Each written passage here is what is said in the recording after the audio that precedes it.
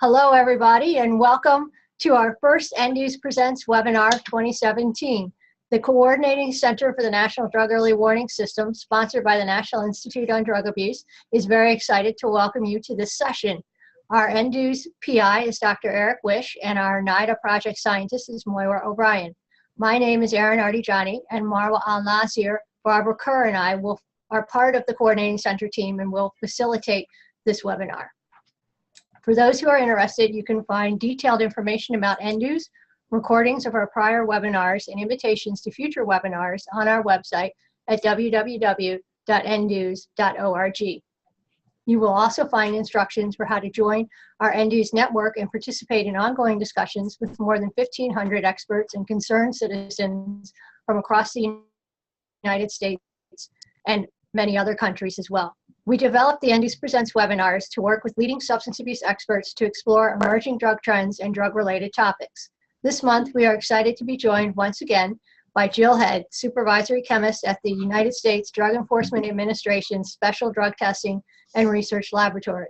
As many of you may recall, Jill helped us launch the NDEWS Presents webinar series last year with a very popular presentation. Today, she will be providing an update on emerging synthetic drug trends in the United States. This webinar will be approximately 90 minutes long, and we encourage you to submit questions during and after her presentation. Please post your questions in the Q&A box, and we will hold a brief Q&A session after her presentation is complete.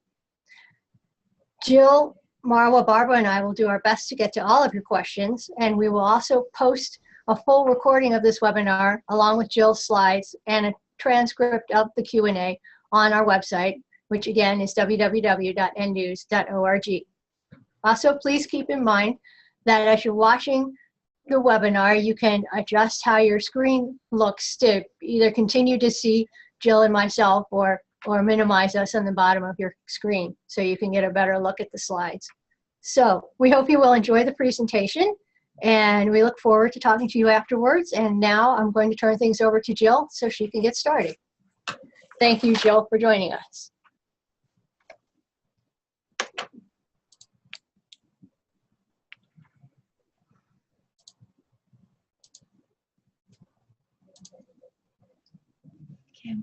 Thank you, Erin. Once again, it's really an honor to be invited back to speak with you and speak with our NDEWS community.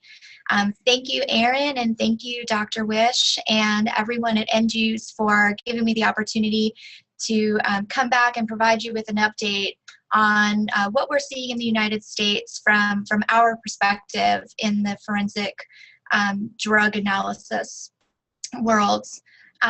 So as Erin mentioned, I had provided a presentation in 2016, January 2016, which was a summary of the emerging drug threat in the United States. And what I plan to do this afternoon is to do a little bit of a review, just since I'm sure that there are probably viewers that did not see the first presentation. I'll give a short review of some of the key points that I'd like to make, and then provide an update on synthetic drugs, the synthetic drug threat in the United States, a summary of 2016.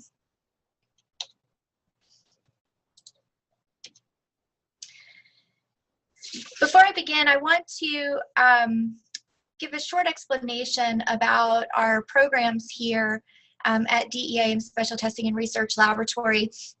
We are a combined group. The Emerging Trends program was created in October of 2011 after we started to see the emergence of synthetic cannabinoids and substituted cathinones here in the United States. So we created a group of chemists here that are dedicated to the analysis of emerging synthetic drugs. So they do analysis of domestic seizures as well as seizures that are submitted from our foreign counterparts. We monitor past and current trends in new psychoactive substances.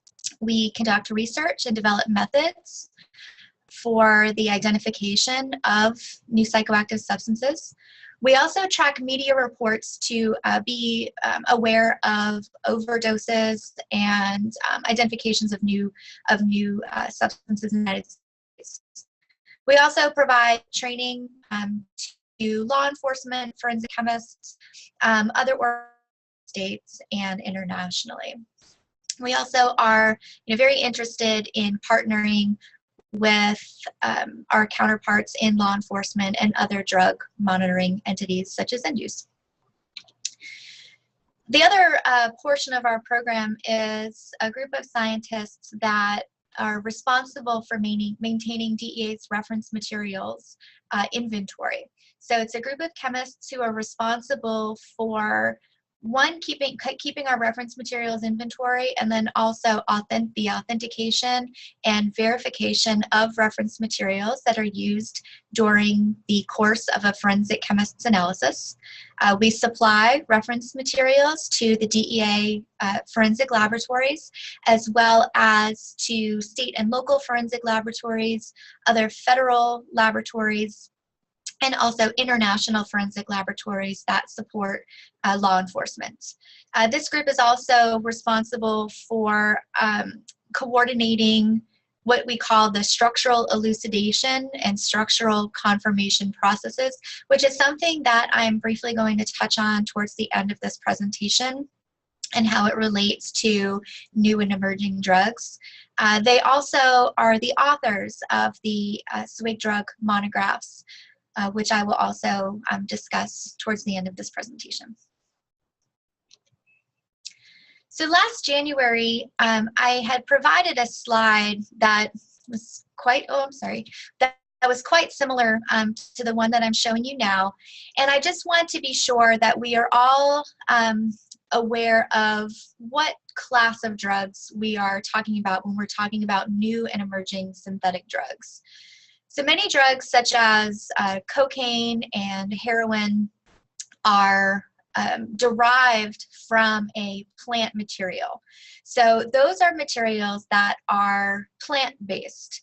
What we are discussing today are synthetic drugs, meaning that they do not, their origin is not from a plant, but they are man-made substances that are made in a laboratory or clandestine laboratory setting. So examples of these would be methamphetamine, MDMA or ecstasy, and PCP. These are synthetic drugs that are man-made. The difference between a synthetic drug and what I'm going to refer to as a new psychoactive substance is an NPS is a substance that has a recently emerged drug threat that may pose a threat to public health. So they are synthetic drugs, meaning they're man-made and made in a laboratory or clandestine laboratory setting, and they are posing a emerging threat to our community. So a year ago, the majority of the focus was on synthetic cannabinoids and synthetic cathinones. While these are certainly still classes of drugs that we are concerned about and monitoring, really the majority of this presentation this afternoon is going to be focusing on synthetic opioids, which is going to include substances like fentanyl and other fentanyl-related substances. This is something that has dominated our attention during the course of 2016, and so it's what I'm going to be speaking mostly about this afternoon. Just as also a quick summary, synthetic cannabinoids are a substance that is a combination of a drug material that has been added or adulterated onto a plant. So here what you see on your screen is an example of the drug powder that is then dissolved in a solvent such as acetone and then added to the plant material. It's mixed, allowed to dry, and then packaged. So this is the way in which they are processed. So when we're talking about synthetic cannabinoids, what we're talking about really is the drug material, not the combination of powder and plant material. We're mostly concerned with what that drug is made of. So one thing that we've noticed over the course of the last year is that many of the packaging or the containers that we're seeing have sort of moved from these really cleverly manufactured or marketed packets with brand names and warnings, and we're seeing more of a traditional illicit drug material type packaging. So in Ziploc bags or plastic bags without any sort of markings. I just want to say thank you to Detective Vincent Witkowski with the Metropolitan Police Department for allowing me to share these photos that he took.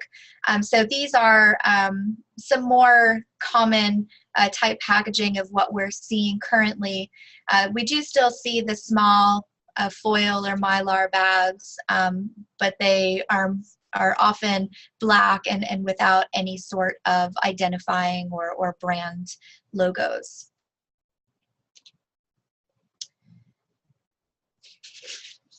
So we are chemists out here, and I'm going to try to talk about the chemistry of these substances without being entirely chemistry oriented, so that everyone that is viewing can understand what the trend is in NPS. So here are some chemical structures of synthetic cannabinoids. And the very first one is JWH018, which is one of the very first synthetic cannabinoids that emerged in the United States. It's been since scheduled under the Controlled Substances Act. And we've seen an evolution of new structures or modified structures of synthetic cannabinoids. And this is a trend that I'm going to keep touching on as I discuss different classes of synthetic drugs, because it is, although we're talking about different classes such as synthetic cannabinoids, cathinones, hallucinogens, and opioids, the trend is still the same, this modification of the molecule to come up with something new is something that I'm going to keep touching on. So here you have the way that the synthetic cannabinoids have evolved to change different portions of the molecule to come up with something new. For those of you who are members of the NDEWS listserv, and also who frequent the NDEWS website, this is a report that we have been creating each quarter over the course of 2016 to provide a snapshot of NPS in the United States. So one of the issues that we were having in coming up with a way to provide real-time information is that analysis takes time. Laboratory systems have a backlog of evidence that is waiting to be analyzed.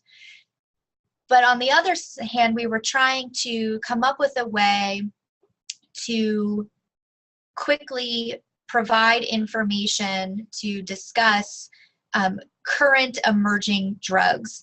So what we've done is each quarter we are querying a database used by our laboratory system where results are populated from the forensic chemist's laboratory analysis. So this is a slide that is our fourth quarter emerging threat report. And I do want to let you know that we have an annual report from 2016 that has been prepared, and we expect to be disseminating that through NDEWS early next week. So the primary classes of drugs that we're reporting on are synthetic cannabinoids, the opioids, cathinones, hallucinogens, tryptamines, and then there's an other category, which is sort of other items that don't necessarily fall into that class. So before I talk about what our DEA laboratory system has analyzed in 2016, I want to talk a little bit about the limitations of the data and how the data is acquired. So the data that I'm going to present is our exhibits, which is what we call drug samples that are submitted to the lab for analysis. Our samples that were seized between January 1st, 2016 and December 31st, 2016, and analyzed by December 31st of 2016. To also provide a little bit of context, like every laboratory, there's a backlog of evidence that is waiting to be analyzed. So this data may change over time, particularly when we're talking about the first time a particular substance has been identified. Also, the availability of reference materials for the chemists to be able to make an identification is also something to be considered. And it also excludes analysis that's performed here in our laboratory for various reasons. So it is a compilation of data that is from the DEA laboratory system, excluding our laboratory. So here are the synthetic cannabinoids that were seized and analyzed within the course of calendar year 2016. And what we have were 37 synthetic cannabinoids that were seized and identified. So just to be clear though, this doesn't necessarily mean that they were all individually reported. What we've seen is oftentimes the plant material has been dosed with 1, 2, 3, or possibly more synthetic cannabinoids at one time. So it could be a combination of 5-fluoro-UR144 and AB Kemanaka. So that would be an identification for each of those substances. What's interesting to note is that 8% of these were seized and reported for the first time in 2016. And that would be MMB Chemica, PX2, and AB Chemica were reported for the first time in 2016.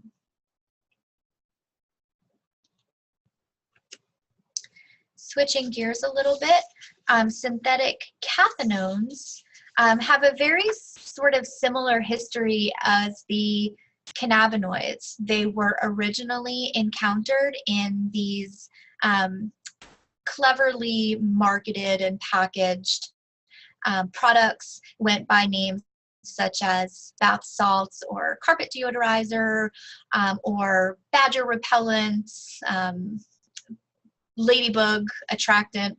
These were all names, but most commonly they're referred to as bath salts.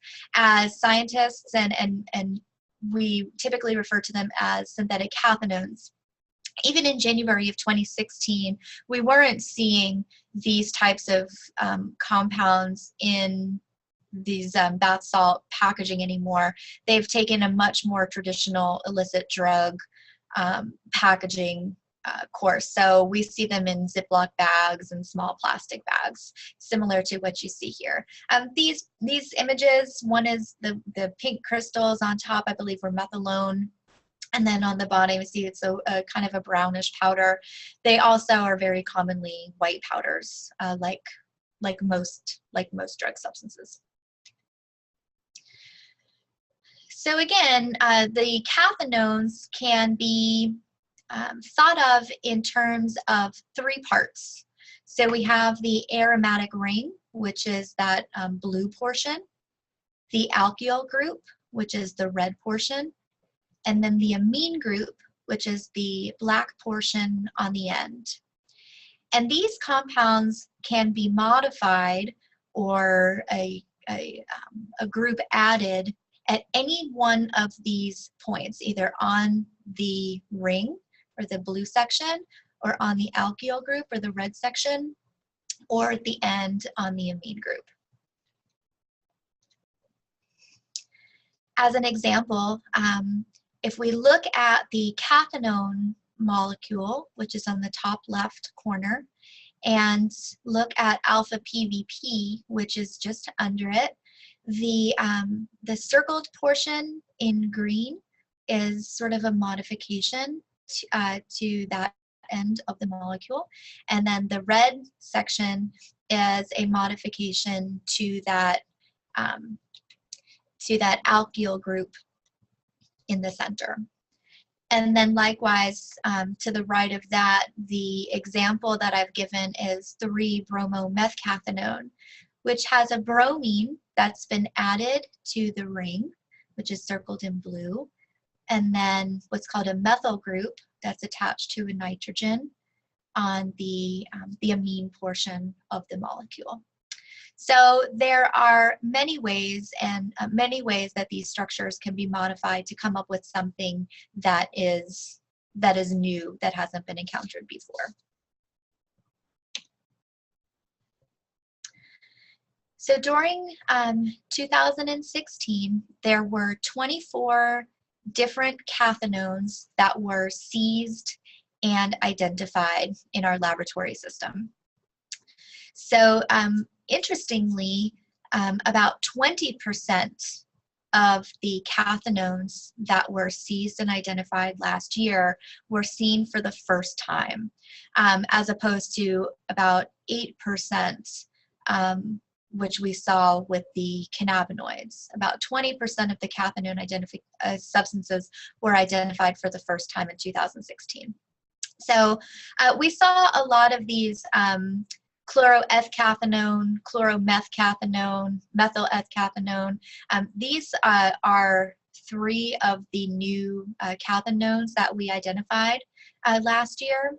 And then 4-fluoroalpha PVP and 4-fluoroalpha PHP. I'm sorry, the 4-fluoroalpha PHP was new last year as well. Sorry for that. Very briefly, I just want to sort of mention what I would sort of refer to as a non-change, or something that's been somewhat steady, and that is the hallucinogens that we've seen in 2015 to 2016. It's a class that we continue to see, but we are not seeing a lot of new substances emerge in the United States. So last year, we saw 25I Nabomi, which is also commonly referred to as 25I, 25C Nabomi, and 2CB. And then likewise with the tryptamines, we also didn't see a tremendous change in this area as well. The 5-methoxy-DIPT and 5-methoxy-MIPT we had previously encountered in 2015, but there also wasn't an increase in the prevalence of these in our analyses either.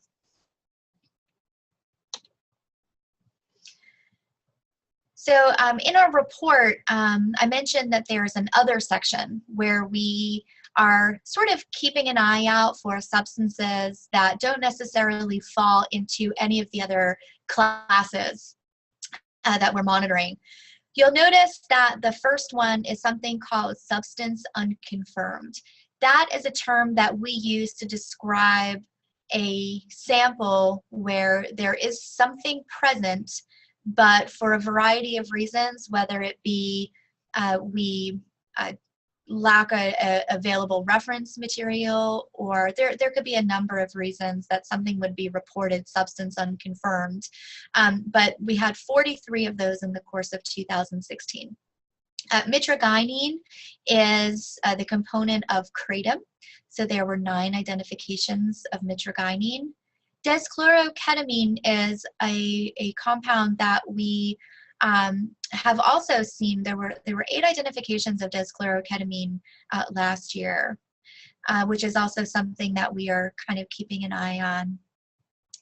In this class, there were 4 substances that were identified for the first time last year, and that's the 3-fluorophenmetrazine, 5-EAPB, MDPT, and N-ethyl N-methyl 1,2-diphenylethanmonoamine.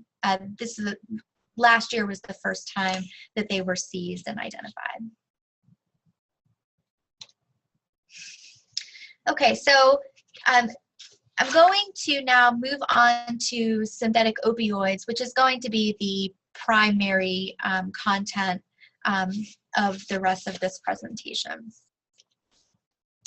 So in 2015, we started to see the emergence of synthetic opioids. It started with fentanyl, and this fentanyl that emerged, or the fentanyl that was being seized, was not necessarily diverted pharmaceutical fentanyl, such as in patches or lollipops or as medicines. This is clandestinely manufactured fentanyl. In 2015, there are a number of synthetic opioids that emerged, and that's the valorolfentanyl, beta-hydroxythiophentanyl, butyrolfentanyl, and acetylfentanyl. 4-ANPP is a precursor to the manufacture of fentanyl. So similarly to the other classes of NPS that I discussed earlier, we see a modification to this sort of core fentanyl structure. And in the fentanyls that we were identifying in 2015, it was primarily modification to one portion of that molecule. So you can see with acetylfentanyl, it has a much shorter length, right? We call that a chain. So the acetylfentanyl is the shortest, and then fentanyl has a CH2CH3. Butyrolfentanyl is a little bit longer, and then the valorol or pentanoyl fentanyl was the longest. So these are the structures of the fentanyl type substances that we're seeing in 2015. In 2016, we saw an increase in the number and variation of fentanyls in our analysis. So in 2016, there were 15 different opioid or fentanyl type substances that were seized and identified. And 60% of these were reported for the first time in 2016. Some of these, for example, 3-methylfentanyl, it's not the first time that they've been identified. That's been scheduled for a number of years. However, it's the first time that we're seeing it since this NPS epidemic in the United States.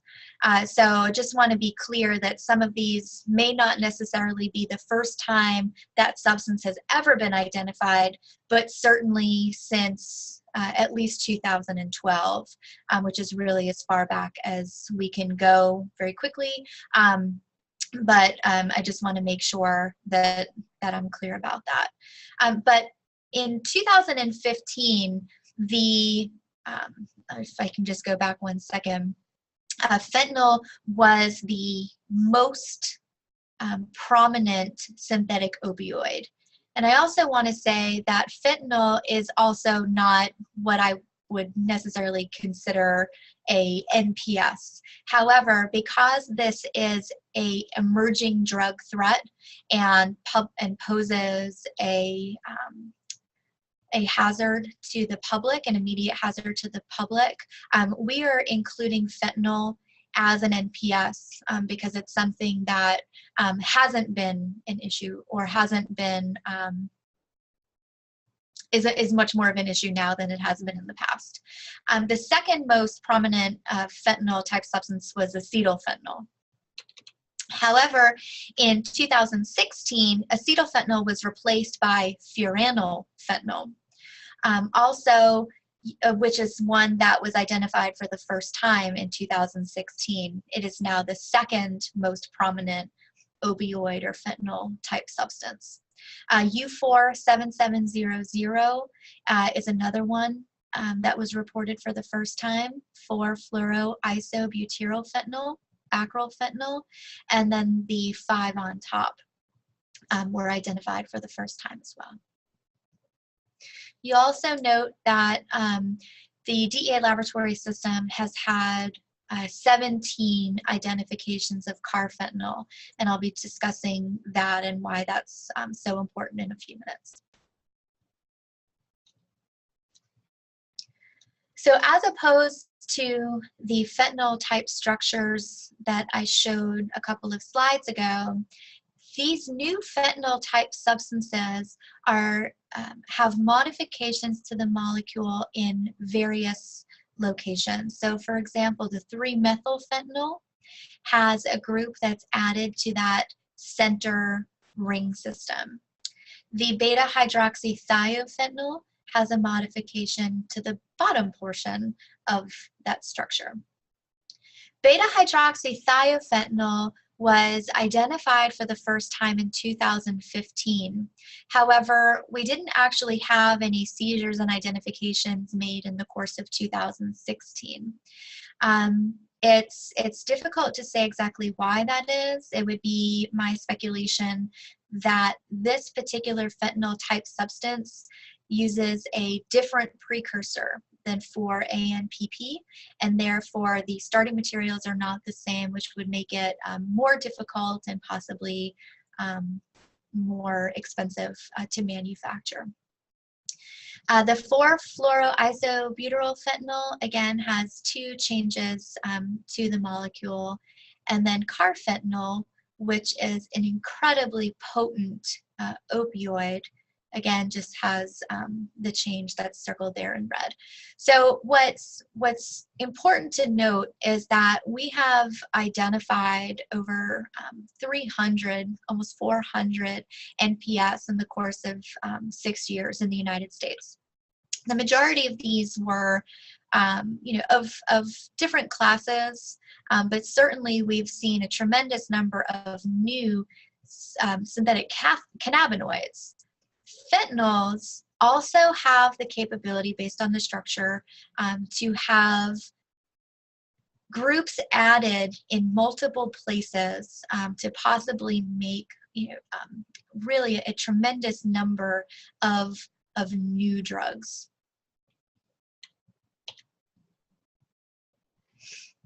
So one of the things that we also look at is how the samples are made up.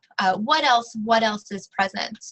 And this is something that can be very complicated because there could be very complex mixtures. So I'm going to do my best to explain and describe what I mean.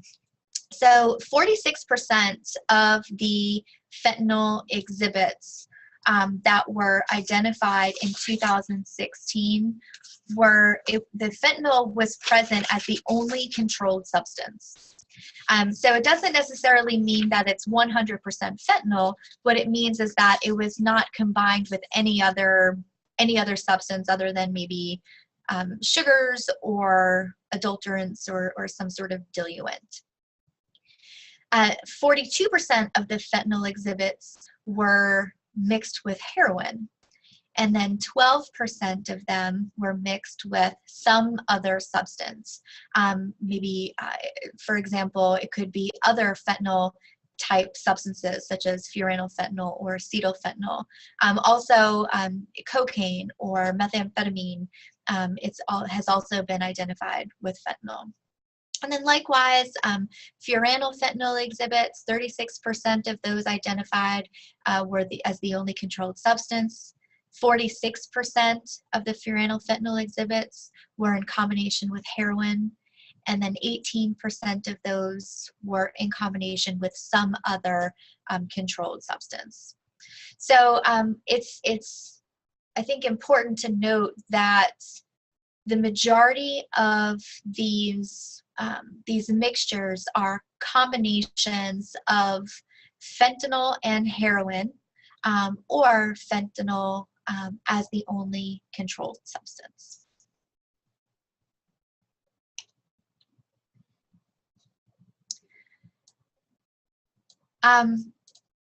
Sorry about that.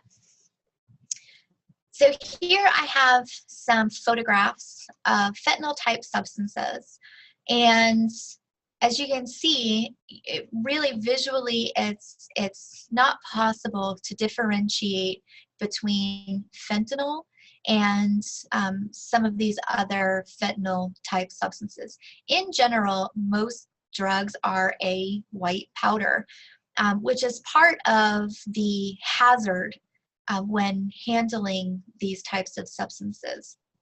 So the top is fentanyl. There's an image of fentanyl, and then the picture of the tablets are mimic pharmaceuticals that actually contained acetylfentanyl.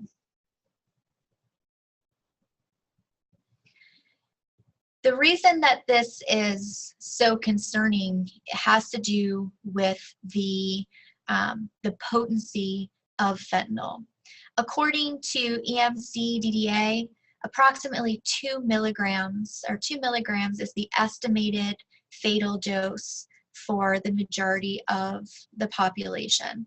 And so what I have here is a vial that has approximately 2 milligrams of powder. And you can see that this is a very, very small amount of material. These are very potent drugs, and likewise, I mean, this is why we're hearing so many stories, and it's had such an impact on our country in terms of fatal overdoses. And so this is an image of 2 milligrams of fentanyl. Carfentanil is approximately 100 times more potent than fentanyl, and approximately 10,000 times more potent than morphine. So to put that in context, you know, carfentanil is something that was that emerged in the summer of 2016, and it was first reported in Ohio. Carfentanil actually is a Schedule II controlled substance under the CSA, and it's used as a tranquilizing agent for elephants and other large animals in zoos and places as such. So carfentanil is an extremely potent opioid that is really used for large animals. In about July of 2016, there were a number of overdoses in the Ohio area, and at that time there were no carfentanil reference materials available to purchase from commercial suppliers. And it just so happened that our reference materials program did have a carfentanil reference material that we were able to provide. And so as much as we could, we tried to provide the limited quantity that we had to as many laboratories as we could in order for those laboratories to be able to complete the analysis and report the identification. So during the months of July to October of 2016, we sent a very small portion of carfentanil reference material to 22 laboratories in the United States. We were in a very unique position to be able to work with those laboratories and discuss the sample and the reference material with them to try to gain some information about what carfentanil looked like in the United States. So we asked them, you know, if they were willing to share some information with us, and we asked them a series of questions about how many identifications they had made, what form the drug material was in. Was it a powder or a capsule or a tablet? And then whether any other substances were identified in combination with the carfentanil. And I want to thank our colleagues and the scientists that discussed these samples with us. This information was incredibly important to be able to provide information to law enforcement and first responders in the communities so that they were aware of what that threat looked like.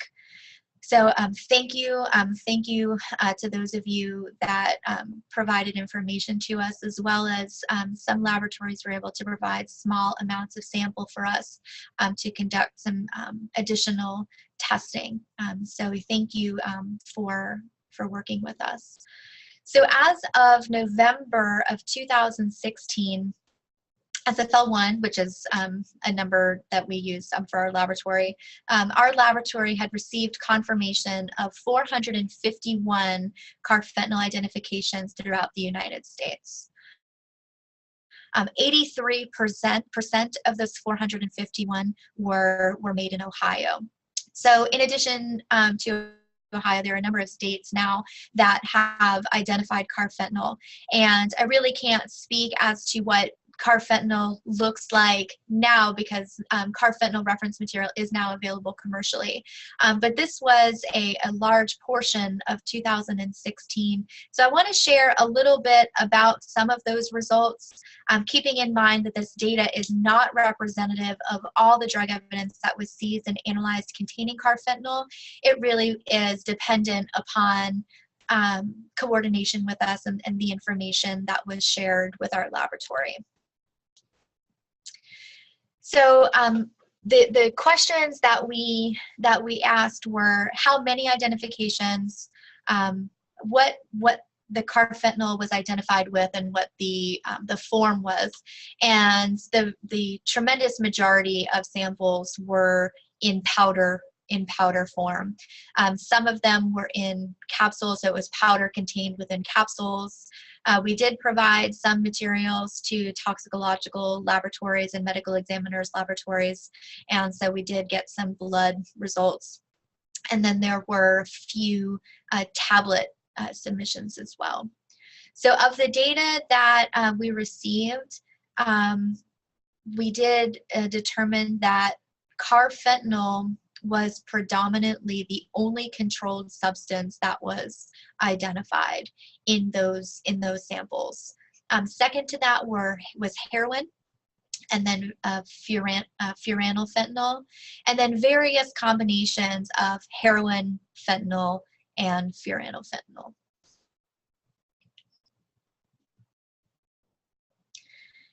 In DEA, we had, as I mentioned, 17 carfentanil exhibits that were seized and identified during the course of 2016. And in 12% of those, carfentanil was identified as the only controlled substance. So we did identify some of the additional components that were the carfentanil was cut with, and caffeine, I believe, was present in about 53% of the carfentanil samples that we had identified. 29% were powders that were in combination with heroin, such as heroin and fentanyl, heroin, fentanyl, cocaine, heroin, fentanyl, acetylfentanyl, and then 47% with a controlled substance other than heroin. And as you can see, the majority of them were combinations of fentanyl and a fentanyl type substance. Interestingly, though, there were cocaine, alprazolam, carfentanil mixtures, as well as tramadol and methamphetamine mixtures with carfentanil.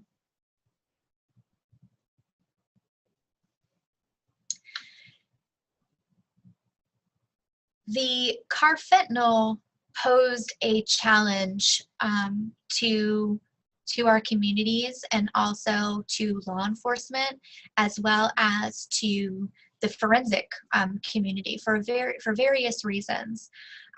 This is an extremely potent material, and therefore additional safety measures were incorporated even into our practices to ensure that our chemists are safe.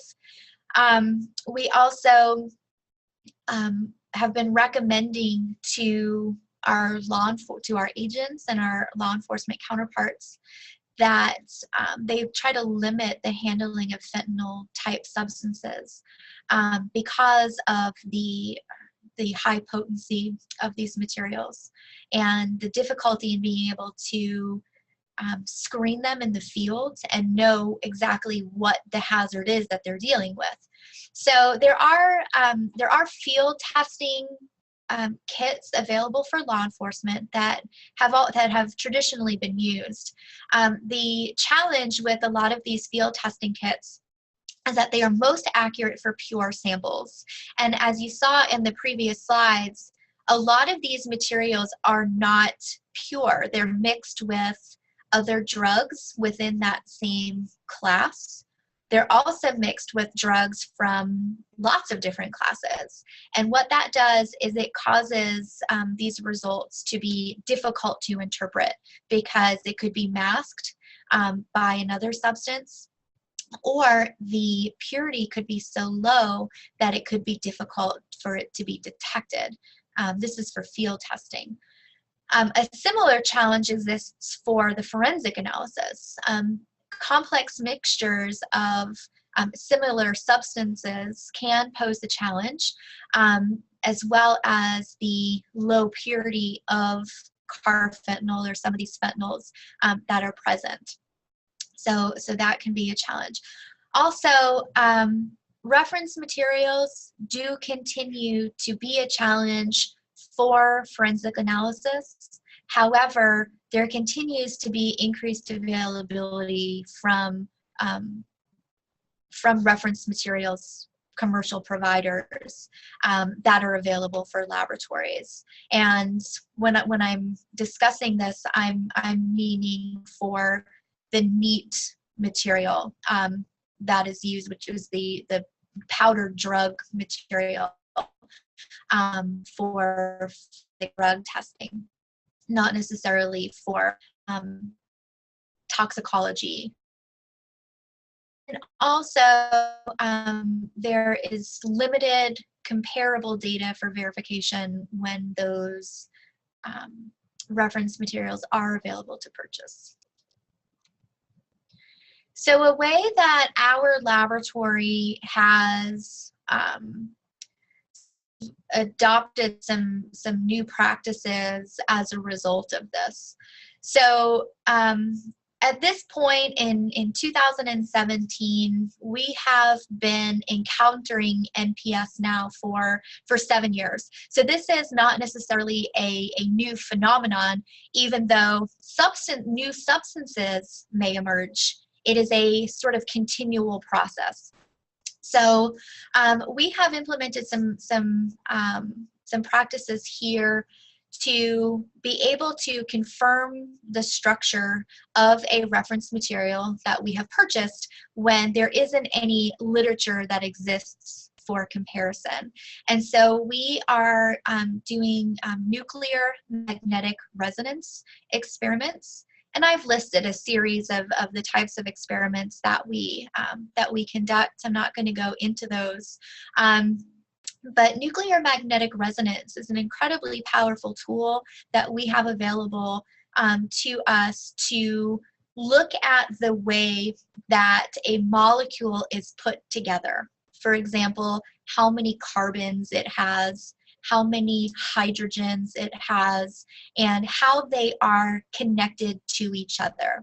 So NMR is actually for the people that are watching that are not familiar, it's a very large, very powerful magnet. It can be thought as very similar to an MRI that you would have as a medical procedure to take an image of your body and the bones.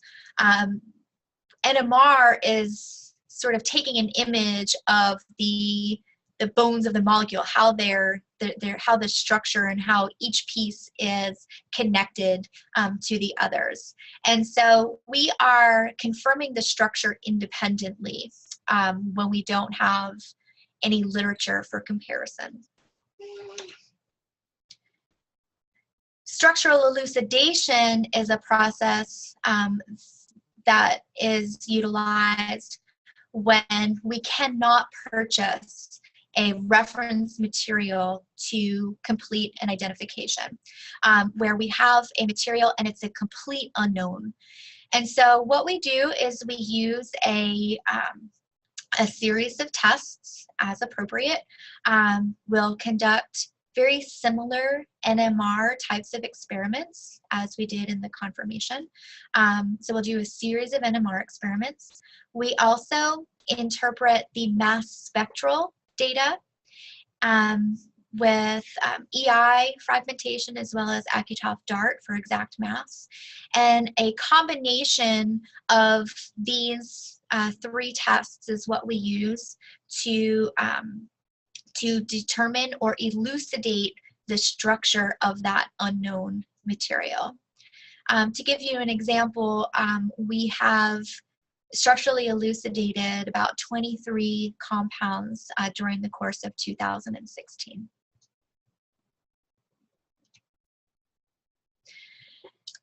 As an example, here is some of the data that we generated during the elucidation of 4-chloro-F-cathinone. So on top is the NMR data, and then on the bottom is the mass spectral data. And we analyze the data, interpret it to determine what that structure is. And in this case, we determined it was 4-chloro-F-cathinone. So although the structures may be different, the process with which we're using to complete the elucidation is similar for various materials. This can be, the mass spectral data can be thought of as, it's a technique that is commonly used in forensic drug analysis. It can be thought of as a molecule is broken apart as it goes through the instrument, and it breaks apart in a repeatable way. And the pieces of those are sort of like the pieces of a puzzle, that as you look at them and combine them, you get a picture of what the original structure was. And then similarly, this is the data that we acquired for the elucidation of Valeryl fentanyl, a combination of mass spectral and NMR data.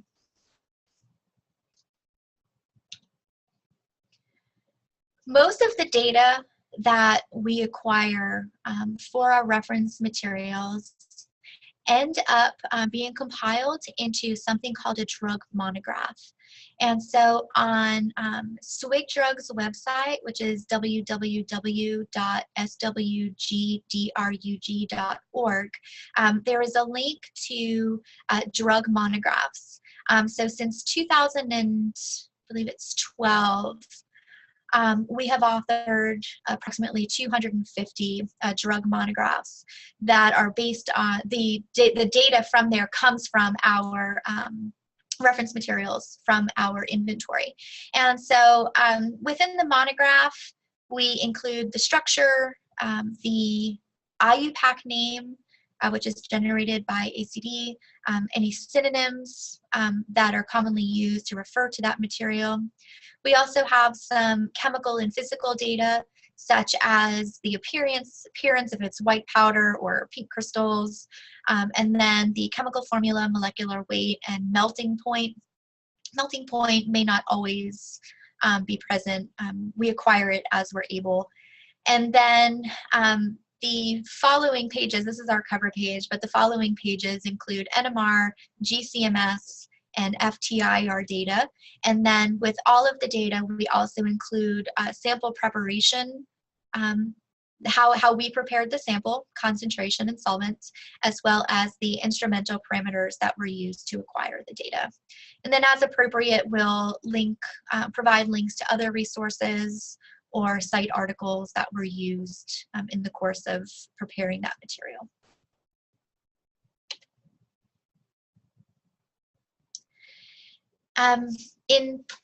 In January of last year, I had provided this slide as well, which I thought was really interesting. Each of the colored sections in the map corresponds to the geographical region that our forensic laboratories are located. So there's one located in the Northwest and one in the Southeast, and one here in the DC area.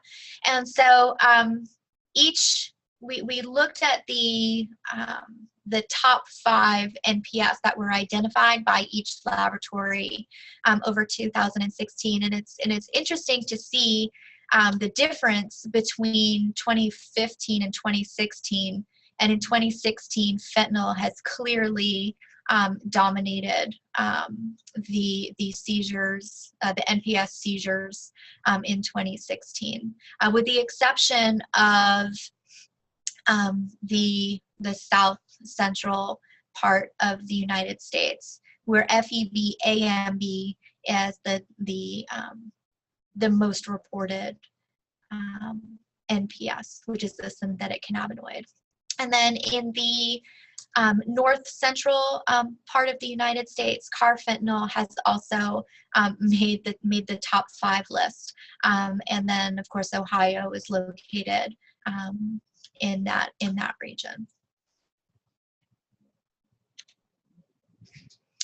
I'd like to give a tremendous thank you to the chemists that work in our group, Sarah Driscoll, Emily Dye, Elizabeth Guest, Rebecca Jones, Sarah Pillard, Trinette Spratley, and the experts that we rely on heavily, Arthur Barrier, Patrick Hayes, and Charlotte Corbett. Just want to thank them for the work that they do. We wouldn't have all this information and data if it wasn't for all of them. And at this point, that's the conclusion of my presentation, and I would be happy to answer questions now if there are any. Yep, and we have gotten a number of questions in, Jill, you'll see down in the Q&A box, and I just want to remind people a couple of things. And first is, if you have a question, please submit it in writing through the Q&A box. I noticed that several of you did raise your hand, but the way we need to get your questions is through the Q&A box, so please make use of that. And I know a number of you were eager to find out how you would get copies of the slides, so I want to make sure that everybody knows that they will be made available. We will post the slides along with a complete recording of this webinar on the NDEWS website, www.ndews.org. So I'll let you take over again, Jill, and answer some questions. And then, folks, if you don't mind, we're also going to do a brief poll after we get through that. Thanks. Thank you, Erin. So the first question is, are synthetic drugs more dangerous than plant-based drugs, specifically related to their physical effects as opposed to potency, or are they equally dangerous? Part of the danger with synthetic drugs is that the first time that they are encountered typically is in a forensic laboratory setting for testing. They are not tested for, there's very little data as to what the effects are, the potency of those materials. And so it's a difficult question to answer because there's very little information about the majority of these drugs, which makes that dangerous in itself. Also, it's difficult to be able to predict whether a change may have an effect or not have an effect. And I wouldn't be the right person to ask. I'm a forensic chemist, but that would be a really interesting question for a forensic toxicologist.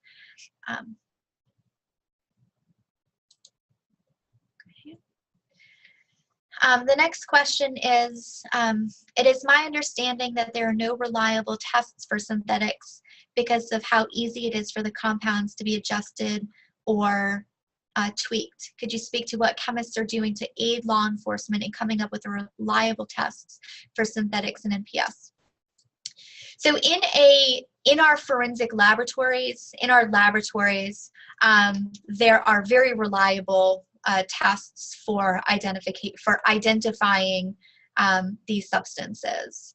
Really, the difficulty comes in some of the challenges that I briefly mentioned about the low amount or the low purity in a mixture, complexity of a mixture, and also availability of reference materials. The reliability of tests that I believe you're referring to are the field tests, which are the field testing kits, which are color tests, and there are also portable instrumentation that's also available. All of these have some use. For synthetics, it is more difficult because of the challenges that I mentioned about purity and that mixtures, they're not pure. And so the results could be difficult to interpret. Some of the field testing instruments that are available are much better suited. However, really it depends on how complete the library is and whether or not other compounds might be present that would cause a difficulty in being able to make the identifications. So I hope I answered that question. There are reliable tests, but field testing does there's limited reliable tests in the field.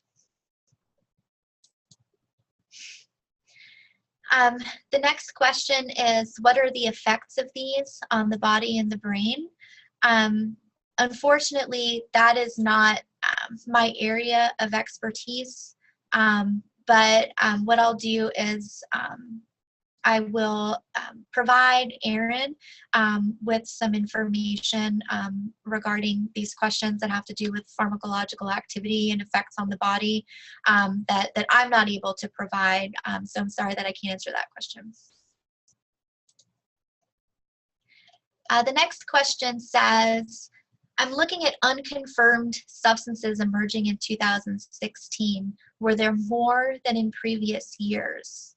Actually, the number almost decreased by half between 2015 and 2016. We have put a lot of effort into making reference materials available and focusing heavily on our structural elucidation process to minimize the number of unconfirmed substances that are related to lack of available reference materials. So compared to 2015, that number has decreased. However, prior to the emergence of NPS in the United States, starting from 2009, 2010, that number is certainly much higher than it's been prior to NPS.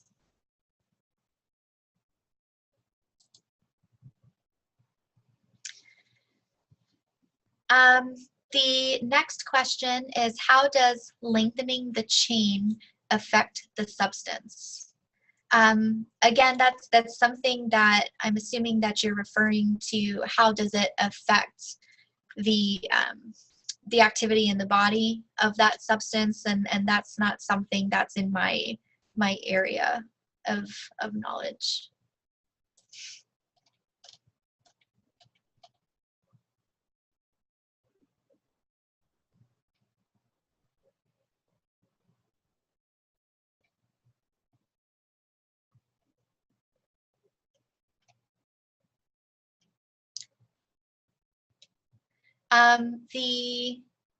There's a question that says, did you say that reference materials for carfentanil was available to the public?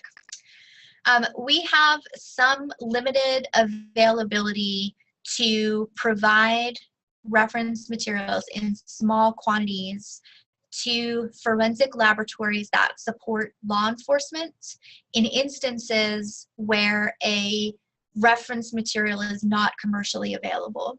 If that is something that is a concern, if you're affiliated with a forensic laboratory, feel free to reach out to me, and it's something that we could discuss.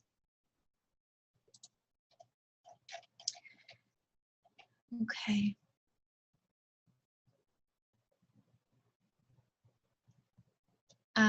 One of the questions says, given the high degree of similarity of the chemical structure of fentanyl and its analogs, it's interesting to note that there is, as I understand it, little cross-reactivity between fentanyl and other fentanyl analogs, such that a fentanyl screening immunoassay would likely be negative if a fentanyl analog is present. Again, this is something that I am not familiar with. I'm hoping to learn a lot more about how reference materials are used in talks, but I'm sorry, I don't have the answer to that question. Are fentanyl or carfentanil being used in vaporizers or sublingual applications? Vaporizers are certainly being used for NPS. We've seen a lot of evidence of vaporizers for synthetic cannabinoids. I am not aware if fentanyl or carfentanil has been used, is being used in vaporizers or sublingual.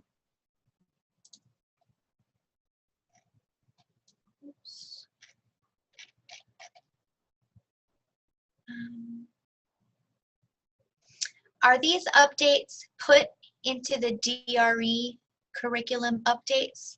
In other words, how do street officers find out about this current data?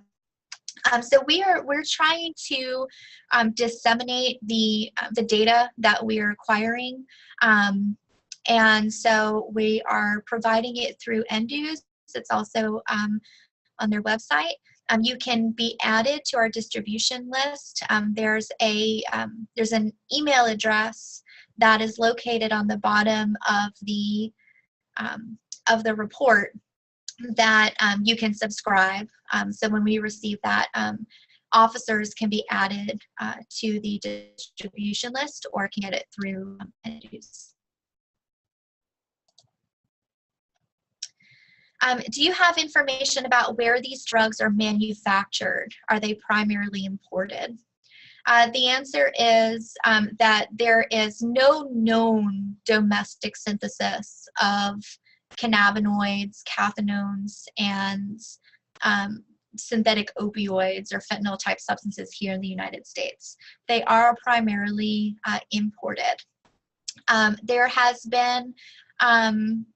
There's been a lot of DEA news reports about the collaboration and communication between DEA and our Chinese counterparts to facilitate the sharing of information so that we can let them, so that they can address the issue. And as we can here as well. So they are primarily being imported. In October of 2015, China did control 116 NPS, and that has had a significant effect on the cannabinoids that and cathinones, which were made up a large part of that list, on the importation of those into the United States. Any ideas on why carfentanil is seen mostly in the upper Midwest? Why Ohio? It's a very good question.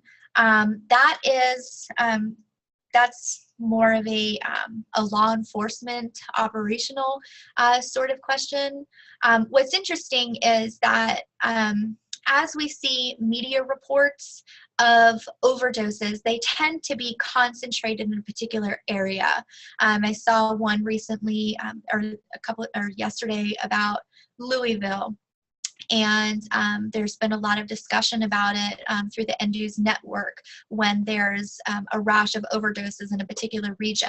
So it's hard to say why Ohio, but we do see that when there's an overdose, sometimes it happens in a sort of regionalized area.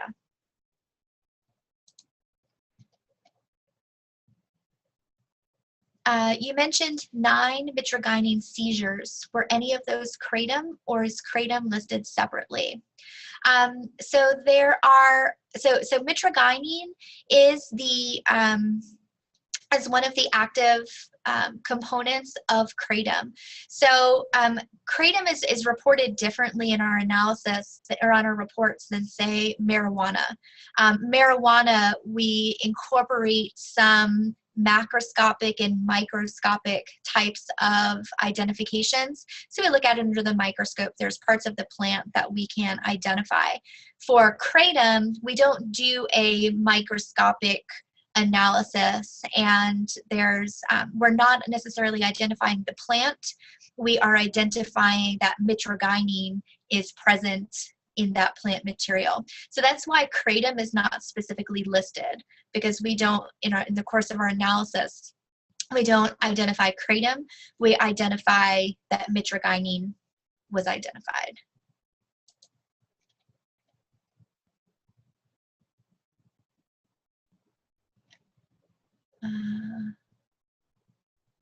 What concentration would you recommend for an initial NEAT GCMS screen?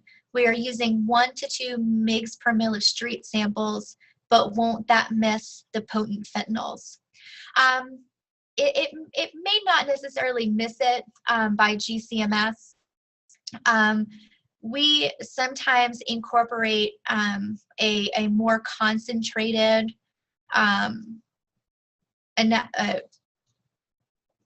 analysis or a more concentrated solution. So we'll prepare a 1%. Some chemists may incorporate a 1% screen, and then that way we can look to see for any substance that is greater than 1%. So we'll sort of incorporate that into some of our analyses to be sure that we are not missing low levels. So 1 to 2 milligrams is something that we commonly look at as well, but sometimes we'll incorporate a 1% screen to be sure that we're looking at lower levels, and this might be done on a composite or on materials where we have reason to suspect that there might be something at a lower level. Yeah, there are several questions here that I just want to be sure that I'm clear that we are discussing the parent drug. So the samples that are submitted to our laboratory system for identification is the parent drug, not any biological type of material. So we don't analyze blood or urine. These are the drugs. So questions about metabolites and immunoassays, that's not something that we do here in our laboratory. We're testing the drug or parent drug material. So if I'm unable to answer these questions, those would be great questions for, there's been other presenters that are very knowledgeable in this area and other people that are part of the NDEWS network that would be more appropriate to answer those than me. When you talked about synthetic cannabinoids, you were referring to what the public commonly knows as spice, or is this just an umbrella for other synthetic cannabinoids? Yeah, so synthetic cannabinoids are the is the class of the drug. So spice was actually one of the very first brands, the package that the synthetic cannabinoids were put in. So there were two primary brands, spice and K2. Those were the first brands, like in 2009, 2010, that they were sold as. And so we've sort of, as a community, have used spice or K2 as a slang term for these products. So spice is more of a logo or a brand name, but it is commonly referred to as spice. Synthetic cannabinoids is a more accurate or technical term for those compounds.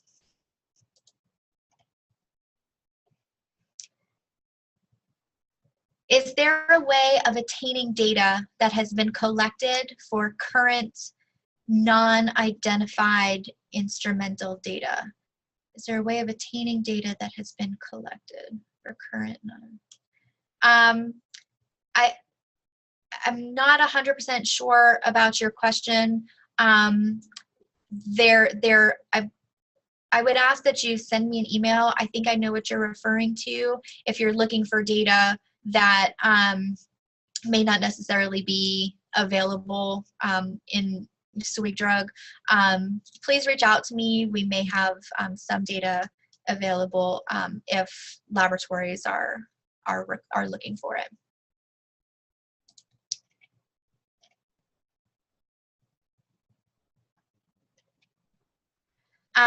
The structure of fentanyl is drastically different from opiates. What part of the fentanyl molecule binds to the opiate receptor?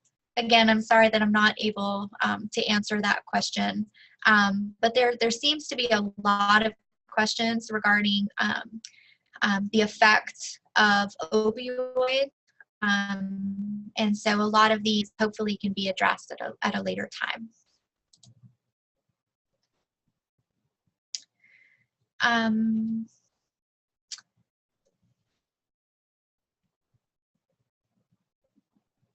Given that the number of unidentified has recently been reduced so significantly, are we going through this backlog from years 2015, et cetera, to try to identify with the new reference material? We are very much interested in anything that is unidentified, because unidentified means that it was something new that we didn't have a reference material, or something possibly new and emerging. So we're always interested in what is unidentified. We do occasionally go back to try to determine what that is. You know, obviously we are a forensic laboratory system that supports our agency, our administration. So sometimes, you know, it really depends on what the status is of that investigation, whether or not it's necessary to go back so many years and make the identification. But we do certainly look at that data and keep an eye on it when we recognize that something has been unidentified, and then we can figure out what it is. So we do certainly go through those.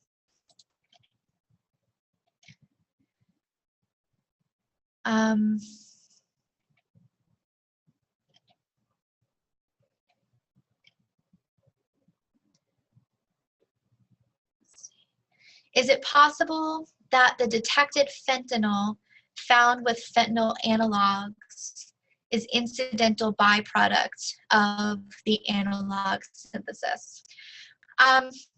It is most likely not the case. It is possible that there could be impurities in several of these, whether it be fentanyl or fentanyl type substances, that there can be impurities that are manufactured as part of the synthetic process. However, many these are what I'm discussing aren't necessarily trace amounts. These are larger seizures and large quantities of materials. So the fentanyl with fentanyl analogs is often a real combination. not an impurity or a manufacturing byproduct.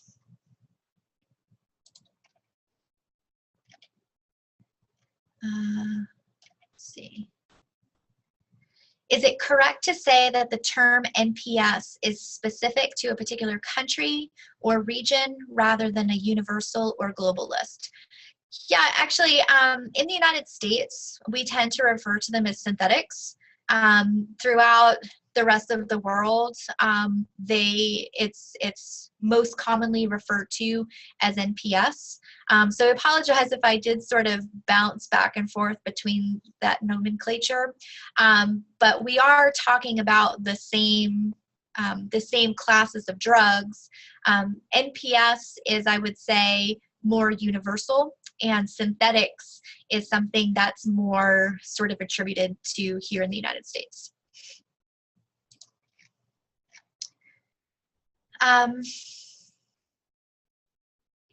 What safety precautions are employed by chemists at DEA laboratories while handling carfentanil reference materials and samples suspected to contain carfentanil and other potent opioids?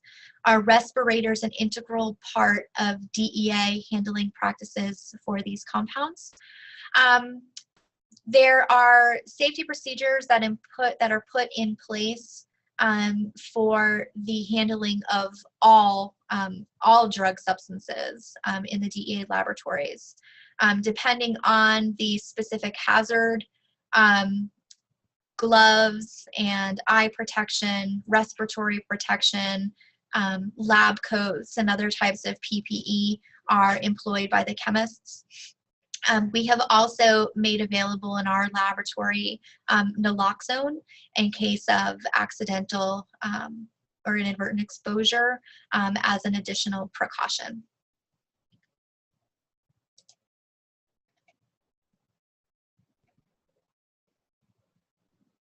Are you seeing non-prescription benzodiazepines alone or in combination with any of the opioids?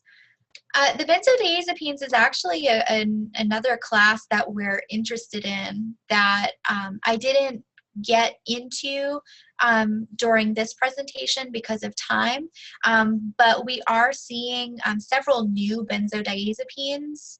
I don't believe, I believe that we are seeing maybe sporadically a couple of non-prescription benzodiazepines with fentanyl, but I don't have that data readily available, but if you're interested, I'd be happy to talk to you about it.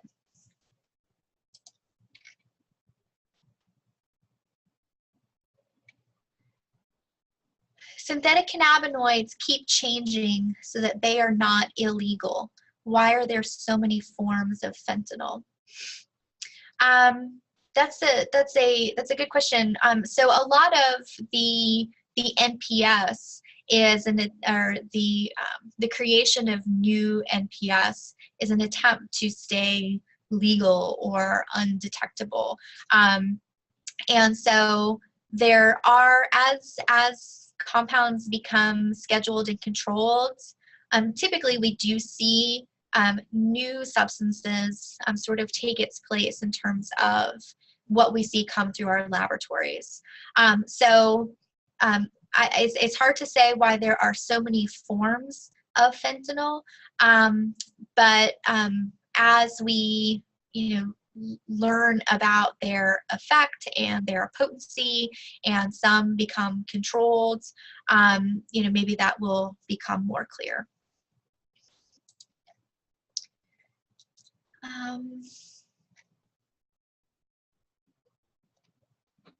Does a field test for fentanyl exist that is available to those outside of law enforcement? There are commercially available field tests for fentanyl. They can be ordered from vendors that manufacture those types of test kits. Some of them specifically say fentanyl. I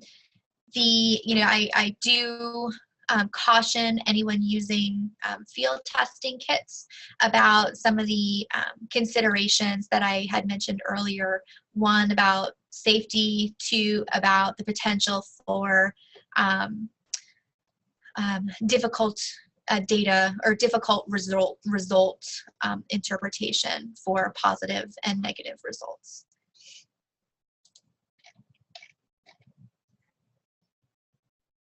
Let's see.